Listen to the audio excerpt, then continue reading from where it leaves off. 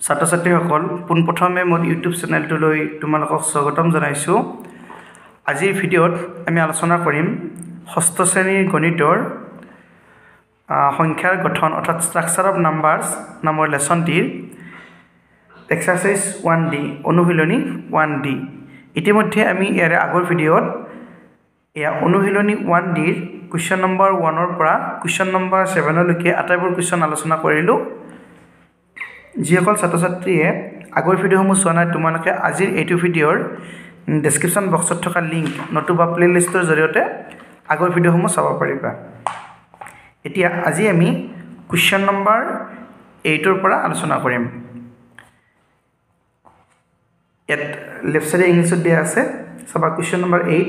Insert commas suitably according to the Indian system of numeration and fill the blank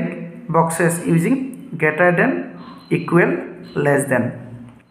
এপিনে অসমীয়াত দিয়া আছে, উপযুক্ত স্থানত ভাৰতীয় পদ্ধতিত কমা ব্যৱহাৰ কৰি খালী ঠাই পূৰ কৰা, লগতে এইটো গ্ৰেটাৰ দেন তাৰমানে তাতকৈ ডাঙৰ, ইকুৱেল এইটো লেছ দেন তাৰমানে তাতকৈ সৰু ব্যৱহাৰ কৰিবা। আগৰ ভিডিঅ'ত আমি greater than, equal, less than আলোচনা কৰিছিলোঁ। বাৰু বৰাচোন আমি এইকেইটা বহীত পাতি লওঁ। প্ৰথমটো আছিলে এইটো, এতিয়া চোৱা এইটো ডাঙৰ নে এইটো ডাঙৰ? ডাঙৰটো সদায় ভিতৰৰ ফালে থাকিব লাগে। এইটো আমি আগৰ ভিডিঅ'ত আলোচনা কৰিছিলোঁ। যেনেকৈ এইটো যদি 5 হয়, এইটো যদি 2 হয়, এই চিনটো ব্যৱহাৰ কৰিম, তাৰমানে 5 গ্ৰেটাৰ দেন 2। আৰু যদি উল্টাকৈ লিখোঁ 2, 5 যদি এইপিনে লিখোঁ তেতিয়াহ'লে এইটো চিন ব্যৱহাৰ কৰিম, 2 লেছ দেন 5, 2 5তকৈ সৰু। অৰ্থাৎ ডাঙৰটো সদায় ভিতৰৰ ফালে থাকে। এইটো চোৱা, এতিয়া এইটো নাম্বাৰ আৰু এইটো নাম্বাৰ, এই নাম্বাৰ দুটাৰ কোনটো ডাঙৰ কোনটো সৰু? তুমি ডিজিট চোৱা, কোনটো ডিজিট বেছিকৈ আছে প্ৰথমতে। আৰু কুৱেশ্যনটোত কৈছিলে কমা ব্যৱহাৰ কৰিব কৈছে, ভাৰতীয় পদ্ধতিত কমা ব্যৱহাৰ কৰিব কৈছে, অৰ্থাৎ ইণ্ডিয়ান ছিষ্টেম অফ নিউমেৰেশ্যনত কমা ব্যৱহাৰ কৰিব কৈছে। আমি প্ৰথমতে কমা ব্যৱহাৰ কৰি লওঁ। এইটো হ'ব 1, 10, 100, 1000, 1000ত কমা দিব লাগে, 10,000, লাখ। এইটো 1, 10, 100, 1000, 10,000, লাখ, 10 লাখ। আমি কমা ব্যৱহাৰ কৰিলোঁ একক, দশক, শতক, হাজাৰ, 10,000, লাখ, 1,24,000, 54। এইটো 21,40,589। গতিকে এইটো আছিল 1 লাখ, এইটো আছিল 21 লাখ। এইটো ডাঙৰ হ'ব, ডাঙৰটো সদায় ভিতৰৰ ফালে থাকে, এইটো চিন ব্যৱহাৰ কৰিবা। আৰু ইয়াত ডিজিট কম, ইয়াত ডিজিট বেছি। 1, 2, 3, 4, 5, 6, 6টা ডিজিট। ইয়াত 1, 2, 3, 4, 5, 6, 7টা ডিজিট। একক, দশক, শতক, হাজাৰ, হাজাৰত কমা দিয়া 10,000, লাখ, লাখত কমা দিয়া 10 লাখ, কোটি। আমাৰ ভাৰতীয় পদ্ধতিত বা আমাৰ ইণ্ডিয়ান ছিষ্টেমত কি হয়, প্ৰথমটো 3 ঘৰৰ পিছত কমা, তাৰপিছত 2 ঘৰৰ মূৰে মূৰে কমা হয়। এইটো ঠিক তেনেকুৱা, প্ৰথমটো 3 ঘৰৰ পিছত কমা, তাৰপিছত 2 ঘৰৰ মূৰে মূৰে কমা হয়। তাৰমানে 3 এইটো তাৰমানে 3,45,47,892, 2,44,56,56,122। গতিকে ডাঙৰ কোনটো হ'ব? এইটো 2 কোটি, এইটো 3 কোটি, 3 কোটিটো ডাঙৰ, গতিকে এইটো চিন ব্যৱহাৰ কৰিবা। ইয়াত চাবা আমি 3টা ঘৰৰ পিছত ব্যৱহাৰ কৰিম, একক, দশক, শতক বা ইংলিছত ক'লে 1, 10, 100, 1000, 10,000, লাখ, তাৰপিছত 10 লাখ, ক্ৰ'ৰ, 9 ক্ৰ'ৰ 1। এইটো চাবা 1, 10, 100, 1000, 10,000, লাখ, এইটো 90 লাখ। এইটো কিন্তু 9 ক্ৰ'ৰ, 9 ক্ৰ'ৰটো ডাঙৰ, এইটো চিন ব্যৱহাৰ হ'ব। ইয়াত চাবা একক, দশক, শতক, হাজাৰ, 10,000, লাখ, 11 লাখ, 11,111। একক, দশক, শতক, হাজাৰ, 10,000, লাখ, 11 লাখ, 11,111। দুটা সমান সমান, তেতিয়াহ'লে সমান চিন ব্যৱহাৰ কৰিবা, ইকুৱেল। এইটো আছিলে কুৱেশ্যন নম্বৰ 8। এতিয়া চোৱা কুৱেশ্যন নম্বৰ 9, বিস্তৃত ৰূপত লিখা। গতিকে বলাচোন আমি এইকেইটা বহীত পাতি লওঁ। এই নাম্বাৰটো এইটো আছে, এইটো আমি বিস্তৃত ৰূপত লিখিম। এইটো এটা সহজ উপায় আছে, চাবা এইটো 7 আছে নহয়, আমি 7 লিখি 7 into 1 1 লিখি 1 ৰ সফালে আমি কিমানটা শূন্য লিখিম চাবা 7 ৰ সফালে কিমানটা ডিজিট আছে 1 2 3 4 5 গতিকে আমি পাঁচটা 0 লিখিম 1 2 3 4 5 প্লাস এট 9 আছে 9 into 1 লিখি 9 ৰ সফালে কিমানটা ডিজিট আছে 4টা 1 2 3 4 1 2 3 4 4টা 0 লিখিলো 1 ৰ পিছফালে প্লাস এটা 2 ৰ কাম 2 into 1 লিখি 3টা ডিজিট আছে সফালে 1 2 3 প্লাস 4 লিখি 4 into 1 0 0 plus 5 into 1 0 plus 6 into 1 এটছ পাঁচৰ সফালে এটা ডিজিট আছে এটা শূন্য লিখিছো 6ৰ সফালে এটাও ডিজিট নাই আৰু এখানে 6ৰ সফালে 1 লিখি একো ডিজিট আৰু শূন্য দিয়া নাই বাৰ যি না বি নম্বৰটো চাবা 8 into 1 লিখি 8 into 1 লিখি আমি কিমানটা 0 দিম 8 ৰ সফালে কিমানটা ডিজিট আছে 1 2 3 4 5 6 1 2 3 4 5 6 প্লাস এবার এটো 0 এটা সোয়া 0 into 1 লিখি আমি 1 2 3 4 5 পাঁচটা 0 লিখিব পাৰো কিন্তু 0 ৰ লগত যিকোনো নাম্বাৰ মাল্টিপ্লাই কৰিলে বা যিকোনো সংখ্যা পূৰণ কৰিলে শূন্যই হয় শূন্যৰ লগত যিকোনো সংখ্যা পূৰণ কৰিলে শূন্যই হয় গতিকে এটো শূন্যই হ'ব প্লাস এবাৰ এটোৰ কাম শূন্যই হ'ব প্লাস এবাৰ এটো শূন্যই হ'ব প্লাস এটো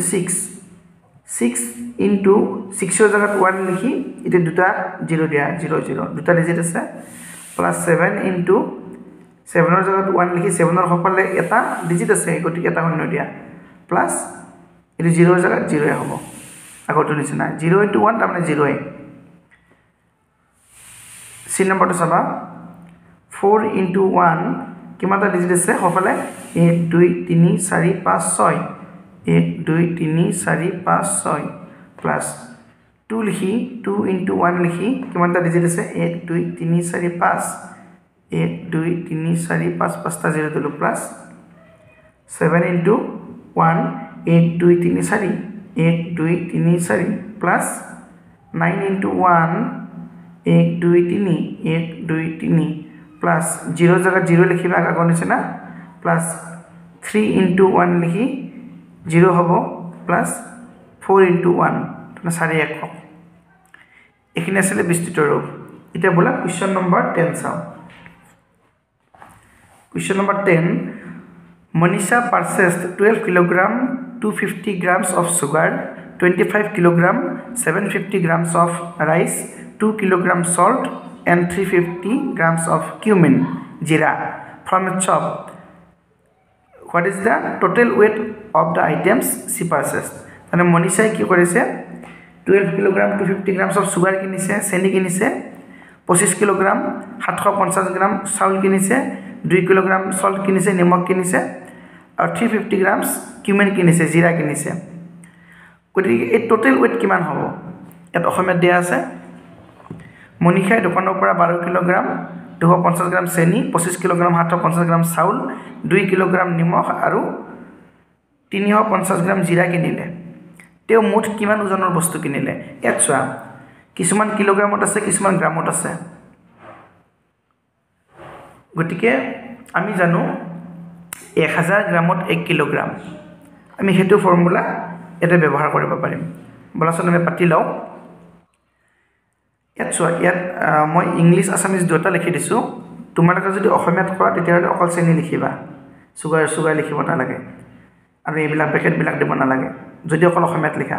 চেনি লিখি চেনি 12 কেজি 250 গ্ৰাম সমান 12.250 কেজি এনেকুৱা লিখিব পাৰিবা এখিনি কোৱেশ্চনটো দিয়া আছে সুগাৰ বা চেনি 12 কেজি 250 গ্ৰাম 12 কেজি 250 গ্ৰাম মানে কিমান 12 কেজি 250 গ্ৰাম মানে 12.250 কেজি যদি এখিনি যদি আমি কেজি 250 গ্ৰামক যদি আমি কেজিত লৈ যাও তেতিয়া হলে 0.25 আজি এই 0 টো লিখিলে হয় নিলিখিলেও কোনো কথা নাই 0.25 কেজি হ'ব গতিকে 0.25 কেজি আৰু এইফালে 12 কেজি আছেই গতিকে 12.25 কেজি হ'ব ৰাইচ চাউল কিমান আছে 25 কেজি 750 গ্ৰাম তাৰ মানে 25.750 কেজি সল্ট 2 কেজি মানে ইয়াতটো কোনো গ্ৰামত নাই আৰু গতিকে 2 কেজি হ'ব 2 কেজি বা আমি যোগ কৰাৰ সুবিধাৰ কাৰণে আমি 0 দিব পাৰো 2.000 যেটা 00 আছে আমাৰ যোগ কৰিবলৈ সুবিধা হ'ব কিউমিন জিৰা 350 গ্ৰাম 350 গ্ৰামক আমি যদি কিলোগ্ৰামত নিব লাগে তোমালোকে ক্লাস 5ত পাই আহিছা 350 গ্ৰামত কিলোগ্ৰামত নিব লাগিলে 0.350 কিলোগ্ৰাম হ'ব 0.35 বা 0 to দিব পৰা নিকিলো কথা নাই 350 কিলোগ্ৰাম দেখিব টোটাল ওয়েট মুঠ ওজন যদি তোমালোকে ইংলিশ নিলিখা যদি অসমীয়াত লিখা তেতিয়াহলে মুঠ ওজন লিখিলে হ'ব টোটাল ওয়েট লিখিব না লাগে ঠিক আছে আৰু যিবিলাকে ইংলিশত লিখা অসমীয়াখিনি লিখিব না লাগে এটা এইখিনি তুমি এড কৰা এটো হ'ব 0 এটো হ'ব পাছে 10 আৰু 5 15 ৰ 5 হাতত থাকিল 1 2 হাতে 9 9 3 12 হাতৰ একে 13 13 3 হাতত থাকিল 1 পইণ্টৰ জগা পইণ্ট দিলো 2 পাছে 7 হাতৰ একে 10 0 হাতত থাকিল 1 একে 2 3 হাতৰ একে 4 গতিকে 40.35 কেজি এটো হ'ব আনসাৰ বা এনেকৈ লিখিব পাৰা আনসাৰ 40.350 কেজি or নতুবা এটো 40 কেজি 350 গ্ৰাম এনেকৈ লিখিব পাৰিবা 40 কেজি বা 40 কেজি 350 গ্ৰাম যদি ভাঙি লিখো আমি এটো হ'ব আনসার এতিয়া বলা question number 11 চাও question number 11 the capacity of a water tank is 200 kiloliters তাৰ মানে এটা পানী টেংকিৰ capacity কিমান 200 কিলোলিটাৰ তাৰ 200 কিলোলিটাৰ পানী ধৰি ৰাখিব পাৰে এটা পানী টেংকি water tank on the first day 84 kiloliters 950 liters of water was drained out প্ৰথম দিনাখন ইমান 84 কিলোলিটাৰ 950 লিটাৰ পানী কি হল drained out হৈ গল গুছি গল how much water remained in the tank গতিকে টেংকিত কিমান পানী থাকিল ইয়াত আছে এক্সপ্ৰেছ ইন লিটাৰ আৰু সেই পৰিমাণটো আমি লিটাৰত প্ৰকাশ কৰিব লাগে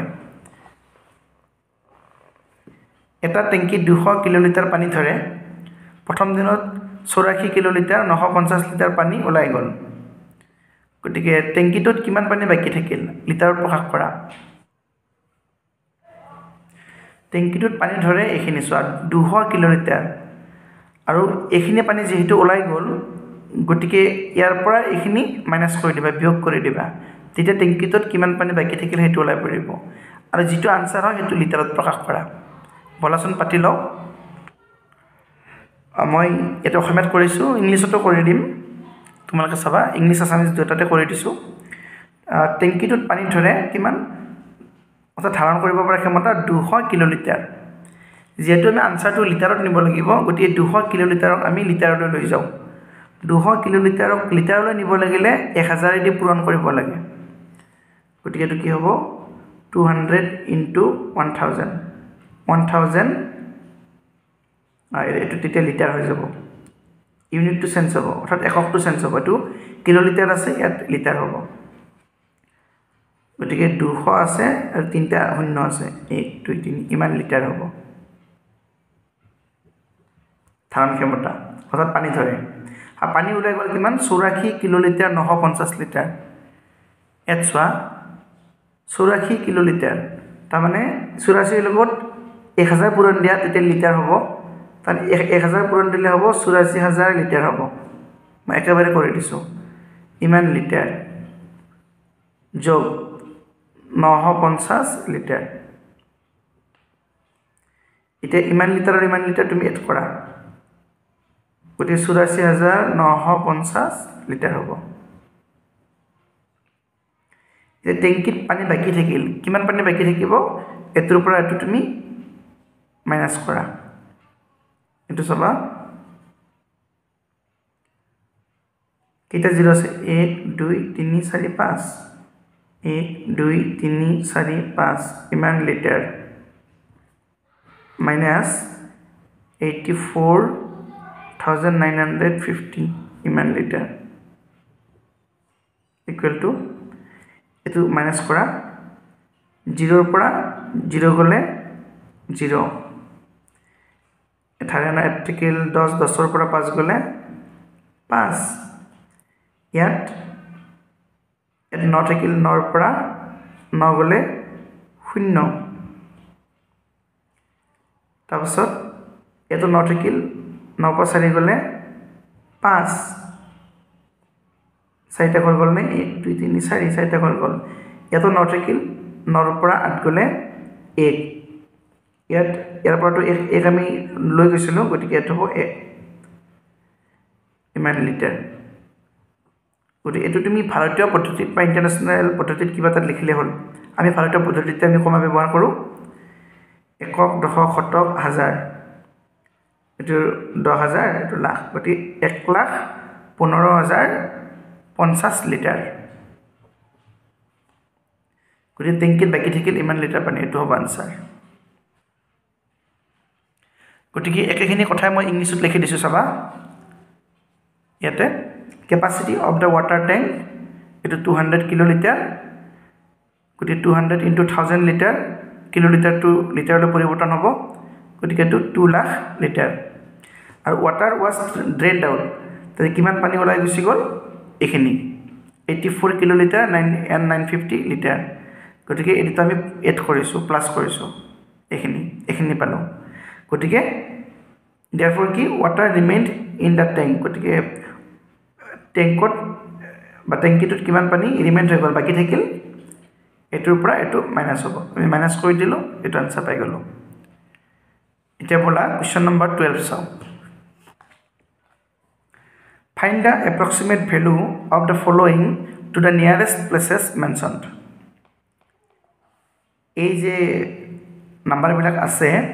এই নাম্বার বিলাক আমি এই নাম্বার বিলাকৰ কি লব লাগে approximate value উলিয়াব লাগে যেনেকৈ এটা আছে 59 এই 59 ৰ এপ্ৰক্সিমেট ভ্যালু উলিয়াব লাগে আমি নিয়াৰেস্ট টু টেন্স অৰ্থাৎ নিকটতম দহলৈ ইয়াত অসমীয়াত আছে তলত দিয়াবৰ নিকটতম স্থানলৈ আসন্ন মান নিৰ্ণয় কৰা আসন্ন মান মানে আছে এপ্ৰক্সিমেট ভ্যালু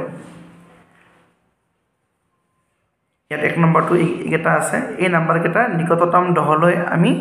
কি উলিয়াব লাগে আসন্ন মান উলিয়াব লাগে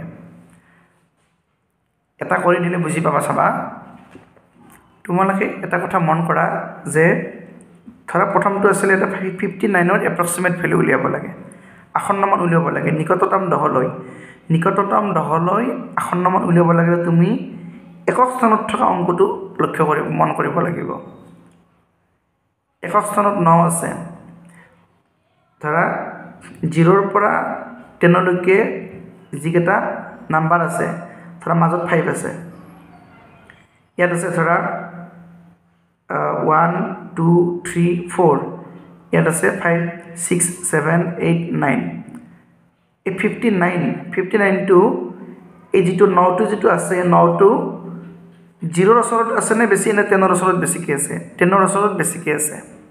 হেকানে ইয়াৰ মান আমি 10 বুলি ধৰি লম তেনেকুৱা 59 ইকুৱেল টু 50 প্লাস 9 লিখিব পাৰো আৰু 9 ক আমি 10 বুলি আমি এটা মোটামুটি হিসাব লম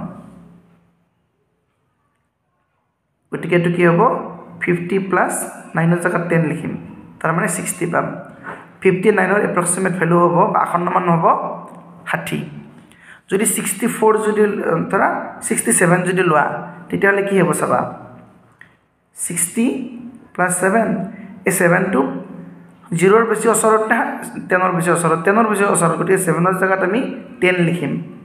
60 plus 10 তাৰ মানে 70 হ'ব 67 ৰ approximate value nearest to tens কি হ'ব 70 হ'ব যদি 82 লোৱা এপ্ৰক্সিমেট ভ্যালু তেতিয়াহলে ইয়াৰ কি হ'ব 80 প্লাস 2 এই 2 টো কাৰ ওচৰত আছে বেছিকে 0 ৰ ওচৰত আছে 10 লৈকে অলপ দূৰ হয় 0 ৰ ওচৰত 10 লৈকে দূৰ হয় গতিকে এটো কি হ'ব 80 প্লাস 0 তাৰ মানে 80 হ'ব তোমালোকে এখিনি অকল মনত ৰাখিলে হল নিয়াৰেষ্ট টু টেন্স উলিয়াবলে বা নিকটতম দহলে এখনমান উলিয়াব লাগিলে যদি কোনোটা সংখ্যা যদি একক স্থানৰ অংকটো পাছতকে যদি সৰু হয় তেতিয়ালে এটো 0 বুলি ধৰিবা আৰু যদি পাছতকে যদি ডাঙৰ হয় তেতিয়ালে 10 বুলি ধৰিবা বা যদি 500 হয় তেতিয়ালে 10 বুলি ধৰিবা এটো গটিয়া বলাচোন আমি গণিতকেটা পাতি লও প্ৰথমটো কি আছিল 59 equal to 50 plus 9 আমি এইদৰে লিখিব পাৰো আমি 59 ৰ নিকটতম দহলৈ আসন্নমান উলিয়াব লাগে বা এপ্ৰক্সিমেট ভ্যালু উলিয়াব লাগে নিয়াৰেষ্ট টু 10 লৈকে চাবা এটো 9 টেন্স টু 10 হ'ব কাৰণ এই 9 টো 10 ৰ বেছি ওচৰত আছে যেটো 9 টো পাছতকে ডাঙৰ তেতিয়াহলে 59 টেন্স টু কি হ'ব এই 9 জায়গাত যদি 10 হয় তেতিয়ালে 50 আৰু 10 কিমান হ'ব 60 হ'ব গতিকে এটোই হ'ব আনসাৰ বা তোমালোকে এনেকে নকৰি একেবাৰে কৰিব পাৰা চাবা মই একেবাৰে কৰি দিছো এট 9 টো যেহেতু পাছতকে ডাঙৰ গতিকে এট নিয়াৰেষ্ট টু টেন্স হ'ব 60 অলৰেডি 50 আছে 50 প্লাস 9 9 ৰ জায়গাত 10 বহাই দিম তেনে 60 হ'ব at 72 এই 2 টো পাছতকৈ সৰু হয়নে হেকানে এটো কি হ'ব এই দুই জায়গাত আমি 0 বহাই দিম তানে 70 64 এই 4 টো পাছতকৈ সৰু গতিকে ইয়াত আমি 60 বহাই দিম এটো 135 যদি 135 হলে কি হ'ব 135 তাৰমানে 130 প্লাস 5 যেটো 5 বা পাছতকৈ ডাঙৰ হলে এটো 10 লৈকে আমি অনুমান কৰিব পাৰিম তাৰমানে 130 plus 10 তাৰমানে কি হল 140 হৈ গল গতিকে এটো কি হ'ব 140 এটো 1 গতি একটো পাছতকৈ সৰু গতি ইয়াৰ জায়গাত আমি 0 লিখিব পাৰিম 4930 এটো 0 আছে গতি এটো 0 এ হ'ব 51630 তোমালোকে এনেকে যদি ডাইৰেক্ট কৰিবলৈ অসুবিধা পাইছা তেতিয়াহলে এনেকে কৰিবা প্ৰথমটো যেনেকৈ কৰি দিছো এনেকৈ কৰিবা the approximate value of 59 nearest to tens এটো কি হ'ব 59 ৰ nearest to tens approximate value 60 এটো আমি কৰিলো 72 ৰ হ'ব 70 যেটো 2 আছে 64 এটো less than 5 পাছতকৈ সৰু গতিকে এটো হ'ব 60 35 যেটো 5 আছে গতিকে এটো 140 হ'ব এটো 1 আছে গতিকে এটো 0 হৈ যাব 4930 হ'ব এটো 0 আছে তো একে থাকিব 51630 এটা বলা আমি দুই নম্বৰটো চাও এই দুই নম্বৰটো আছে নিয়াৰেষ্ট টু হান্ড্ৰেডস অৰ্থাৎ নিকটতম শতকলৈ তোমালোকে এটো মনত ৰাখিবা যে যদি মানে একক আৰু দশক স্থানত থকা অংক দুটা মিলি যদি 50তকৈ সৰু হয় 0 লৈকে নিবা আৰু যদি 50 বা 50তকৈ ডাঙৰ হয় তেতিয়াহলে 100 এড কৰি দিবা ইয়াত চাবা ইয়াত 0 আছে ইয়াত 100 আছে ইয়াত মাজত 50 আছে ধৰা যদি আমি এটো এই নাম্বাৰটো যদি লও 235 ইয়াত একক স্থান আৰু দশক স্থানত থকা ডিজিট দুটা মিলি কি হৈছে 35 এই 35 টো 50তকৈ সৰু সেই কাৰণে এটো কি হ'ব 200 এ হ'ব এপ্ৰক্সিমেট ভ্যালুটো নিয়াৰেষ্ট টু হান্ড্ৰেডস অৰ্থাৎ নিকটতম শতকলৈ তাৰ মানে 200 plus 35 এই 35 tends to 00 at 00 গতিকে 35 টো আমি 0 বুলি অনুমান কৰিম গতিকে 200 plus 30 200 plus 00 তাৰ মানে 200 হ'ব ধৰা এইটো যদি 50তকৈ যদি বেছি হৈ যায় ধৰা এনেকুৱা যদি লওঁ 762 এই 62 50তকৈ বেছি হৈ গ'ল তেতিয়াহ'লে ইয়াত আমি 700ৰ লগত 100ৰ লগত আমি 100 এড কৰি দিম তেতিয়া কি হৈ যাব 800 হ'ব এটো আছে 555 আমি নিকটতম হতকলে মান নিৰ্ণয় কৰিব লাগে নিকটতম হতকলে আসন্ন মান উলিয়াব লাগে 500 plus 55 এই 55 টো 50তকৈ ডাঙৰ হলে কি হ'ব 55 tends to 100 গতিকে 555 tends to এই 55 জায়গা যদি আমি 100 বহাই দিও 500 plus 100 কিমান হ'ব 600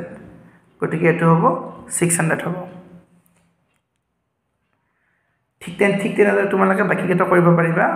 মই একেবাৰে লিখি দিছো চাবা 555 নিকটতম হতকলে আসন্ন মান কিমান হ'ব এই 55 টো যেহেতু ডাঙৰ গতিকে এটো 555 আছে এটো 600 হৈ যাব ইয়াত 39 আছে 839 টো 50তকৈ সৰু গতিকে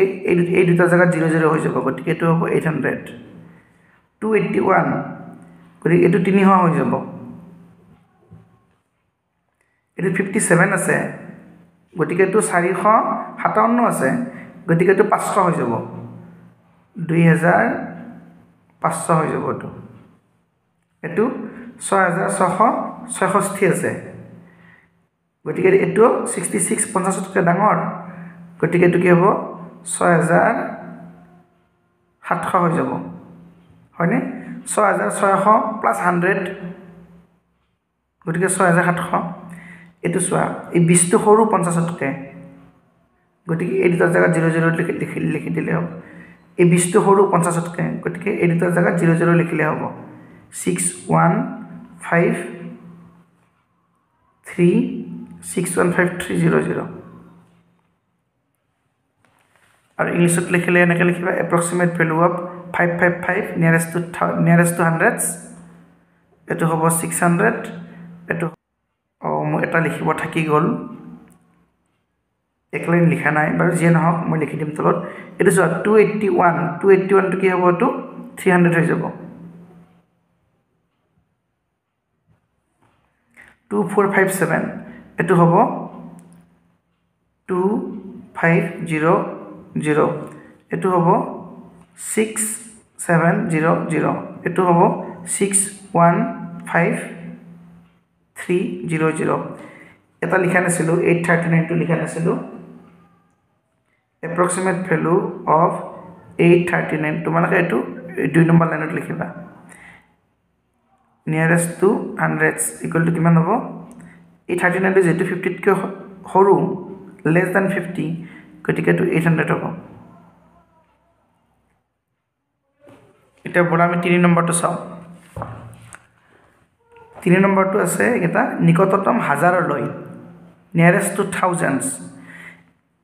এটা কথা মন কৰা আমি যেতিয়া nearest to tens উলাইছিলো বা নিকটতম দহলৈ তেতিয়া আমি সফলৰ পৰা এটা ডিজিট লৈছিলো যে পাছতকৈ ডাঙৰ না সৰু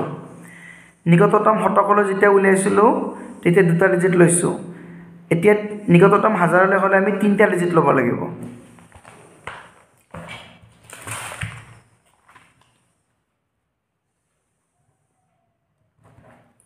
তিনি নম্বৰটো আছে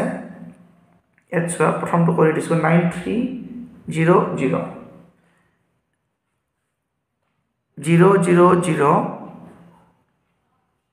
এটো হ'ব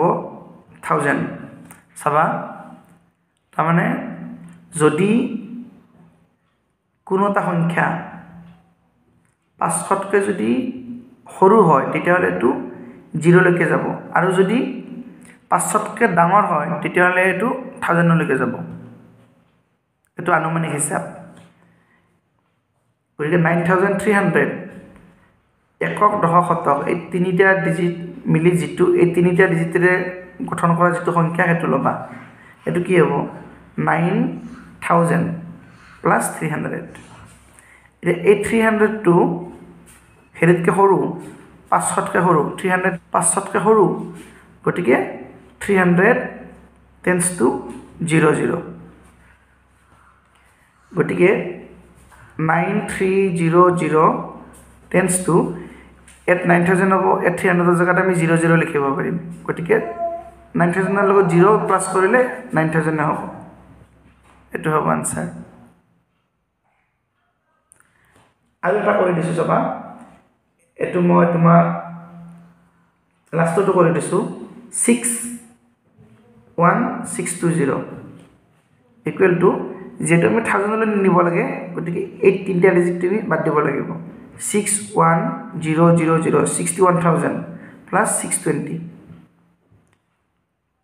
এই 622 greater than 500 500তকৈ ডাঙৰ 500তকৈ ডাঙৰ হলে 620 টেন্স টু 1000 গতিকে 61620 টেন্স টু ইয়াত যদি 1000 হৈ যায় তে 61000 আছেই আৰু 620 জায়গাত 1000 আমি লিখি দিম গতিকে 62000 হ'ব এটো হ'ব আনসাৰ গতিকে এনেকৈ কৰি দিছো তোমালোকে যদি এনেকৈ নকৰা ডাইৰেক্ট লিখিব পাৰা মই ডাইৰেক্ট লিখি দিছো চাবা 9300 নিকটতম হাজাৰলৈ আসন্নমান কিমান হ'ব এই 300 যেহেতু 500তকৈ সৰু গতিকে এ 00 হ'ব গতিকে 9000 হ'ব এটো 500তকৈ ডাঙৰ 630 টো গতিকে এটো কি হৈ যাব 7000 হৈ যাব 6000 আছে আগত এটো 5295 5000 আছে 295 টো 500তকৈ সৰু গতি সৰু হলে 0 লৈকে যাব গতিকে এটো 5000 হ'ব এটা 4000 446 তো সৰু 500তকৈ গতিকে এটো 4000 হ'ব এটো কৰি দিছো 61000 এটো কি 62000 হ'ব কাৰণ 620 টো ডাঙৰ 500তকৈ 61000 আৰু 1000 62000 হ'ব আৰু তোমালোকে যদি ইংলিশত লিখা এইদৰে লিখিবা approximate value of 9300 nearest to 1000 এটো হ'ব 9300 এটো হ'ব 7000 এটো হ'ব 5000 এটো হ'ব 4000 এটো হ'ব 62000 এটা কোশ্চেন নম্বৰ 13 চাবা Write 5 numbers between 640 and 740 which can be approximated to 700 nearest to their hundreds 640 আৰু 740 ৰ মাজৰ নিকটতম শতকলৈ 700 হোৱা যিকোনো পাঁচটা সংখ্যা লিখা তুমি যিকোনো পাঁচটা সংখ্যা লিখিব পাৰিবা নিকটতম শতকলৈ 700 হোৱা আমি 660 লিখিব পাৰো কাৰণ কিয় একক আৰু দশক মিলি এই 60 হয় এই 60 50তকৈ ডাঙৰ গতিকে আমি 100 বুলি অনুমান কৰিব পাৰিম 600 আৰু 100 কিমান হ'ব 700 এই এটা নেক্সট লিখিব পাৰা 695 লিখিব পাৰা পাঁচটা লিখিব দিছে এটো নেক্সট লিখিব পাৰা 682 715 লিখিব পাৰা তথাপিও নিয়াৰেষ্ট টু 100 কি হ'ব